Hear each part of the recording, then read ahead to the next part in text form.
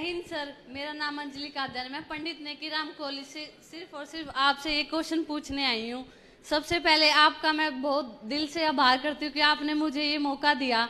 Sir, एक देश number 1 तभी बन सकता है जब एक देश की बेटी नंबर 1 बने। क्योंकि सर हमें एक सिक्योरिटी की जरूरत होती है जब हम अपने घर से बाहर निकलते हैं। सर, हम अपने माँ बाप को कह के कि हम बाहर निकल रहे हैं और हमें वहाँ पे सिक्योरिटी नहीं मिल रही कि हमारे हो रहे हैं ये, तो सर ये जरूर होना चाहिए सर। बिल्कुल बिल्कुल सर, ये बात हमारे दिल की बात है। मैं सहमत हूँ। ये इनके दिल की बात इन्होंने अपनी नहीं बल्कि जितनी बेटियाँ आज अपने घर से कॉलेज के लिए निकलती है, किसी काम के लिए निकलती है, उनके माँ बाप को इतनी चिंता रहती है कि पता नहीं सुरक्षित वापस आएगी क्या। बच्चियों को इतनी चिंता रहती है कि हम सुरक्षित वापस जा पाएंगे क्या। इसी वजह से कई बेटियां आगे पढ़ने या नौकरी करने से वंचित रह जाती हैं। अगर हम अपनी बच्चियों को सुरक्षा नहीं दे सकते तो फिर लानत है ऐसी सरकारों के ऊपर, लानत है ऐसे सिस्टम के ऊपर। यहां पे मैं कोई राजनीति नहीं कर रहा, इसमें सारे पूरे सिस्टम की बात है कि आज 75 साल के बाद जब हमारी बेटी घर से बाहर निकलती है वो अपने आप को सुरक्षित महसूस क्यों नहीं करती। क्या हम अपने सिस्टम को दुरुस्त नहीं कर सकते? कर सकते हैं। जब भगवंत जी की सरकार बनी थी पंजाब के अंदर, हम घर घर में जाके यही बोलते थे कि ऐसा क्यों है कि उनको सुरक्षा नहीं मिलती। ऐसा इसलिए होता है क्योंकि जब एसपी की, डीएसपी की, आईजी की, डीआईजी की, इनकी ट्रांसफर पोस्टिंग होती है तो उसमें पैसे चलते हैं।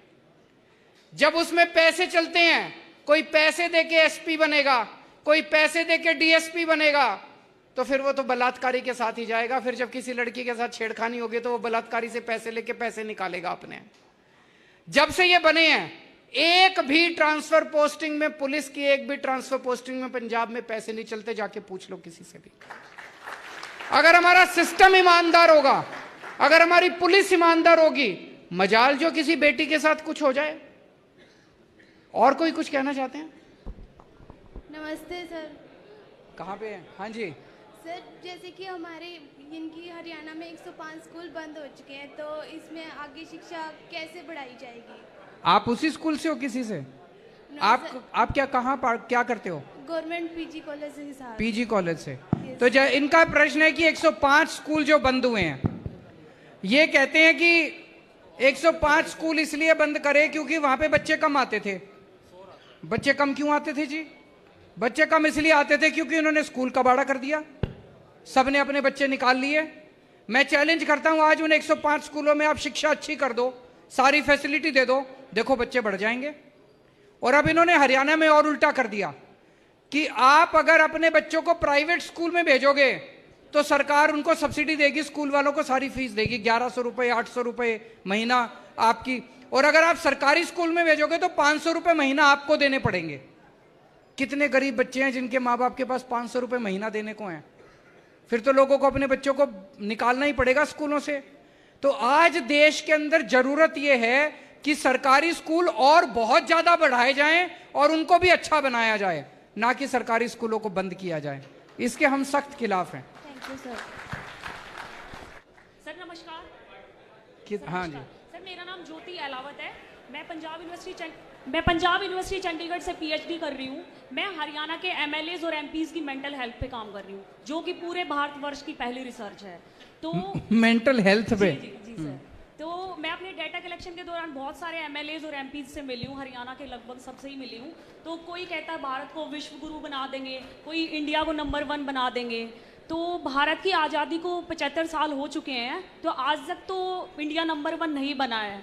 तो मैं आपसे पूछना चाहती हूँ कि आपकी क्या योजनाएं हैं, क्या आपके प्लान्स हैं जो इंडिया को आप नंबर 1 बनाओगे? आपके जरिए बनाएंगे। और जब तक आप ये सोचेंगे कि केजरीवाल बना देगा तो नहीं बनेगा। मैं इसीलिए मैं आपको एक उदाहरण देता हूँ। अभी 3 दिन पहले एक डॉक्टर भरत हैं बाड़मेर से, उनसे मैंने बात की। वो मेडिकल डॉक्टर हैं, बहुत गरीब परिवार से आते हैं, बहुत रिमोट विलेज में रहते थे। किसी तरह से माँ बाप के उससे पैसे इकट्ठे करके उन्होंने मेडिकल कर ली। तो जब मेडिकल करी उनको बहुत तकलीफ हुई, लोन लिया, इधर उधर से पैसे नहीं थे उनके पास। मेडिकल करते करते जब वो सेकंड ईयर में थे तो उन्होंने ये तय किया कि जो दूसरे गरीब बच्चे हैं मैं उनकी मदद करूंगा।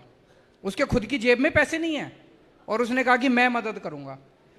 उसने 50-50 ऑर्गेनाइजेशन चालू करी जिसमें हर साल वो 50 बच्चों को इकट्ठा करता है, गरीब बच्चों को, अनाथ बच्चों को, कई ऐसे बच्चे जिन्होंने पढ़ाई छोड़ दी 11वीं के बाद, ऐसे बिल्कुल गरीब से गरीब बच्चों को इकट्ठा करके कहता है मैं फ्री में उनको ट्यूशन देता हूं। और उसने कहीं से एक बिल्डिंग डोनेशन में ले ली, 2-4 और लोगों से डोनेशन लेके वो 50 बच्चों को वहां पे रेजिडेंशियल रखता है, उनके खाने पीने का सबका खर्चा डोनेशन से करता है। हर साल 50-50 बच्चों को लेता है। 10 साल हुए, लगभग 500 के करीब बच्चे उसने करे होंगे। 65 बच्चों को वो मेडिकल में एडमिट करवा चुका है। उन 65 में से 10 बच्चों को एम्स में, ऑल इंडिया मेडिकल के अंदर उसने एडमिट करवा दिया। जब हमारा सारा देश इकट्ठा हो जाएगा ना, 130 करोड़ लोग, भारत दुनिया का नंबर 1 देश बन जाएगा।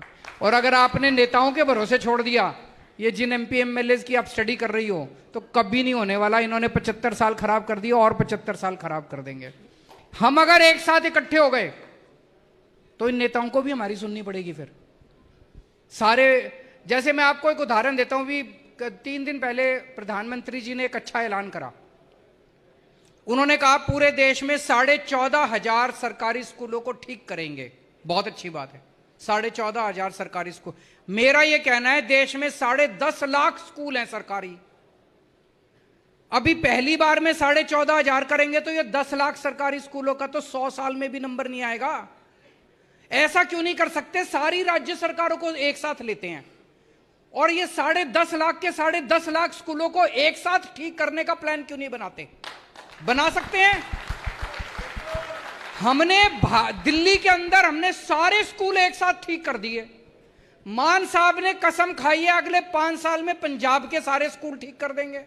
अगर 5 साल में हम 2 राज्यों के स्कूल ठीक कर सकते हैं तो केंद्र सरकार 5 साल में पूरे देश के सारे 10.5 लाख स्कूल तो ठीक कर ही सकती है।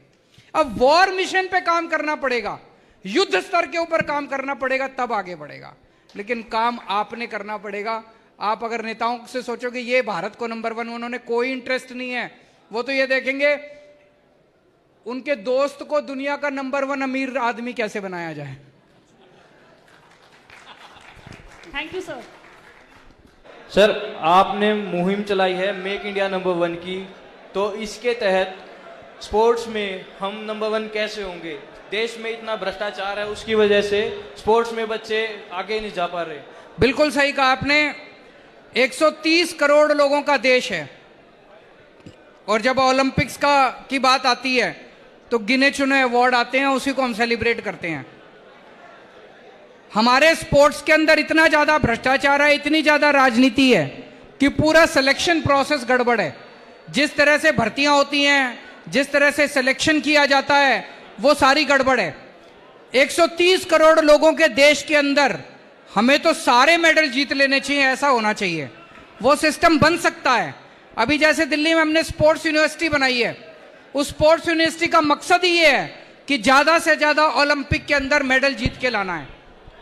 आप लोगों ने ट्रैफिक लाइट पे देखा होगा, छोटे छोटे बच्चे जब आपसे पैसे मांगने आते हैं, आप खिड़की नीचे कर देते हो और आप देखते हो वो छोटे छोटे बच्चे कलाबाजी खाते हैं, वो सर्कल के अंदर से निकल जाते हैं, जिम्नास्टिक करते हैं। अगर इन्हीं बच्चों को पकड़ के आप ओलंपिक में जिम्नास्टिक्स में भेज दो, मुझे लगता है सारे गोल्ड वोल्ड सारे हम जीत जाएंगे। पर इनको बच्चों को सिलेक्शन कौन कराएगा? इनको कोई पूछता ही नहीं है। तो हमारे देश में टैलेंट तो बहुत है, लेकिन हमारे देश में वो टैलेंट जो है उसको रिकॉग्नाइज नहीं किया जाता। इस व्यवस्था को ठीक करना पड़ेगा।